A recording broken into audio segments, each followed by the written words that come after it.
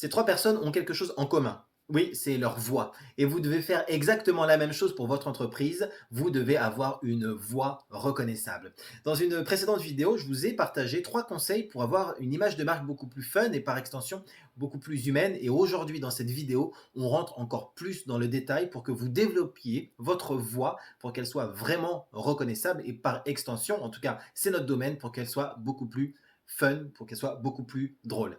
Conseil numéro 1, essayez de mettre en avant une personnalité pour votre entreprise, comme si c'était une personne. En fait, souvent, ce qui marche pour les clients, c'est qu'ils se reconnaissent.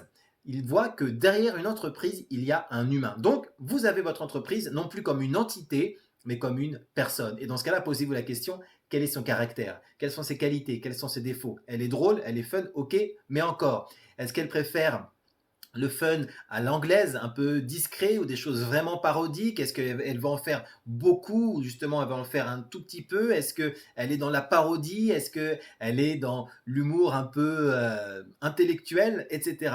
Quelle est la personnalité de votre entreprise, mais surtout de l'humain qui se cache derrière votre entreprise? Et ça, pourquoi ça va marcher? Parce que les gens vont se reconnaître et comme je l'ai dit dans des précédentes vidéos, c'est l'effet miroir. Les gens ont besoin d'humanité, surtout en 2025 à l'ère de l'IA.